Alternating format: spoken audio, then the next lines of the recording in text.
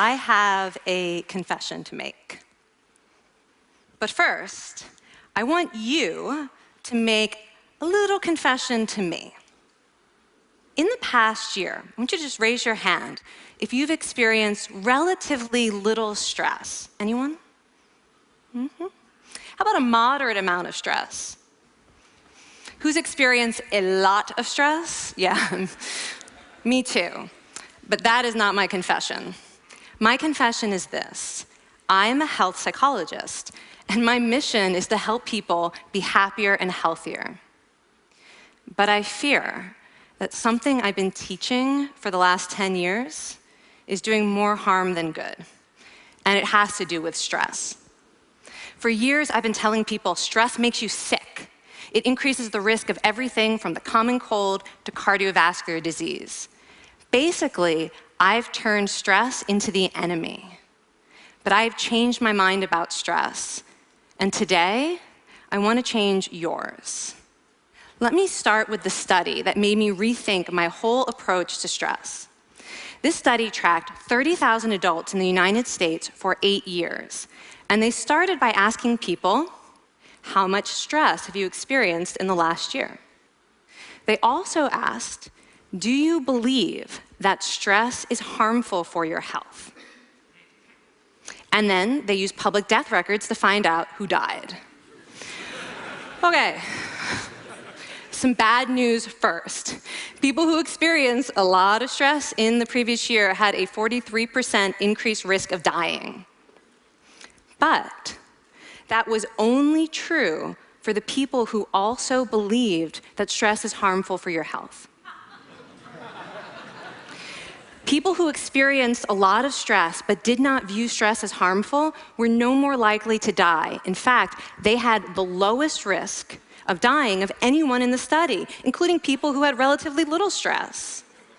Now, the researchers estimated that over the 8 years they were tracking deaths, 182,000 Americans died prematurely, not from stress, but from the belief that stress is bad for you. That is over 20,000 deaths a year. Now, if that estimate is correct, that would make believing stress is bad for you the 15th largest cause of death in the United States last year, killing more people than skin cancer, HIV, AIDS, and homicide. You can see why this study freaked me out.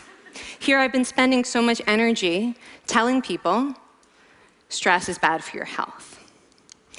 So this study got me wondering, can changing how you think about stress make you healthier? And here the science says yes. When you change your mind about stress, you can change your body's response to stress. Now, to explain how this works, I want you all to pretend that you are participants in a study designed to stress you out. It's called the social stress test.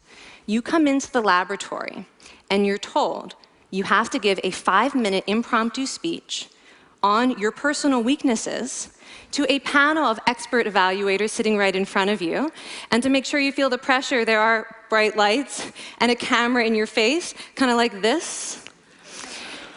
And the evaluators have been trained to give you discouraging nonverbal feedback, like this.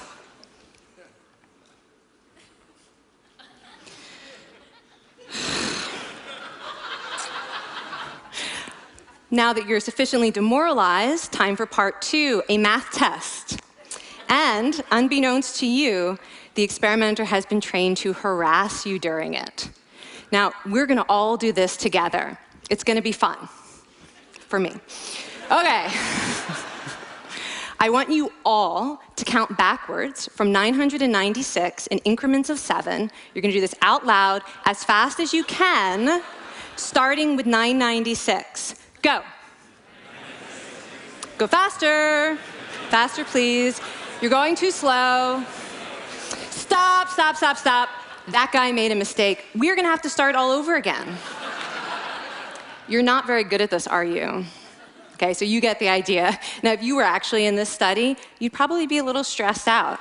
Your heart might be pounding. You might be breathing faster, maybe breaking out into a sweat. And normally, we interpret these physical changes as anxiety or signs that we aren't coping very well with the pressure. But what if you viewed them instead as signs that your body was energized, was preparing you to meet this challenge? Now, that is exactly what participants were told in a study conducted at Harvard University. Before they went through the social stress test, they were taught to rethink their stress response as helpful. That pounding heart is preparing you for action. If you're breathing faster, it's no problem. It's getting more oxygen to your brain.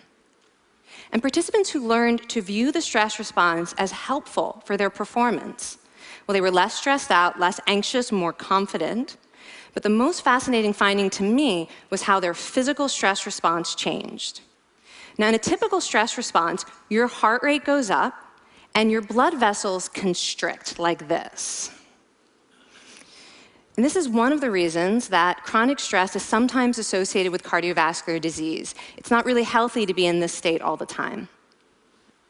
But in the study, when participants viewed their stress response as helpful, their blood vessels stayed relaxed like this.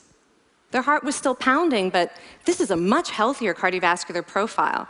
It actually looks a lot like what happens in moments of joy and courage.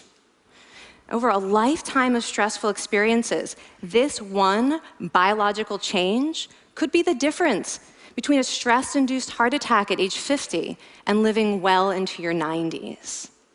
And this is really what the new science of stress reveals, that how you think about stress matters. So my goal as a health psychologist has changed. I no longer want to get rid of your stress. I want to make you better at stress. And we just did a little intervention. If you raised your hand and said you'd had a lot of stress in the last year, we could have saved your life. Because hopefully the next time your heart is pounding from stress, you're going to remember this talk, and you're going to think to yourself, this is my body helping me rise to this challenge. And when you view stress in that way, your body believes you, and your stress response becomes healthier. Now, I said I have over a decade of demonizing stress to redeem myself from. So we are going to do one more intervention. I want to tell you about one of the most underappreciated aspects of the stress response. And the idea is this: stress makes you social. To understand this side of stress, we need to talk about a hormone, oxytocin. And I know oxytocin has already gotten as much hype as a hormone can get. It even has its own cute nickname, the cuddle hormone, because it's released when you hug someone. But this is a very small part of what oxytocin is involved in.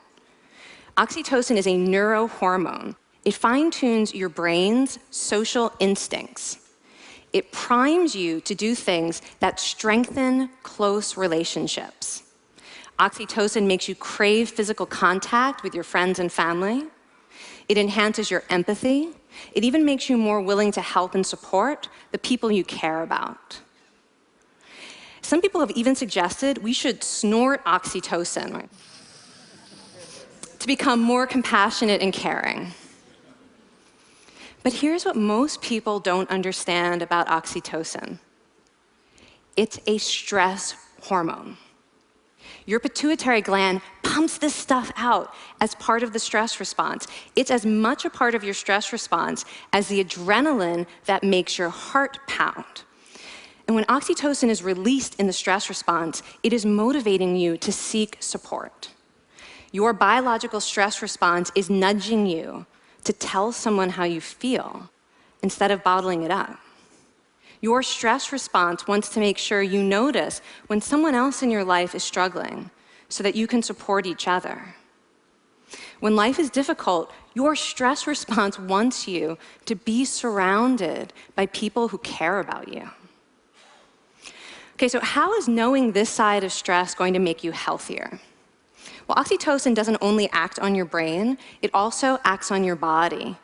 And one of its main roles in your body is to protect your cardiovascular system from the effects of stress. It's a natural anti-inflammatory. It also helps your blood vessels stay relaxed during stress. But my favorite effect on the body is actually on the heart. Your heart has receptors for this hormone. And oxytocin helps heart cells regenerate and heal from any stress-induced damage. This stress hormone strengthens your heart. And the cool thing is that all of these physical benefits of oxytocin are enhanced by social contact and social support. So when you reach out to others under stress, either to seek support or to help someone else, you release more of this hormone, your stress response becomes healthier, and you actually recover faster from stress. I find this amazing that your stress response has a built-in mechanism for stress resilience. And that mechanism is human connection. I want to finish by telling you about one more study. And listen up, because this study could also save a life. This study tracked about 1,000 adults in the United States, and they ranged in age from 34 to 93. And they started the study by asking, how much stress have you experienced in the last year? They also asked, how much time have you spent helping out friends, neighbors, people in your community? And then they used public records for the next 5 years to find out who died. Okay, so the bad news first. For every major stressful life experience, like financial difficulties or family crisis, that increased the risk of dying by 30%. But, and I hope you are expecting a but by now, but that wasn't true for everyone. People who spent time caring for others showed absolutely no stress-related increase in dying, 0. Caring created resilience. And so we see once again that the harmful effects of stress on your health are not inevitable. How you think and how you act can transform your experience of stress. When you choose to view your stress response as helpful, you create the biology of courage. And when you choose to connect with others under stress, you can create resilience. Now, I wouldn't necessarily ask for more stressful experiences in my life, but this science has given me a whole new appreciation for stress. Stress gives us access to our hearts. The compassionate heart that finds joy and meaning in connecting with others. And yes, your pounding physical heart working so hard to give you strength and energy. And when you choose to view stress in this way, you're not just getting better at stress, you're actually making a pretty profound statement. You're saying that you can trust yourself to handle life's challenges. And you're remembering that you don't have to face them alone. Thank you. Thank you.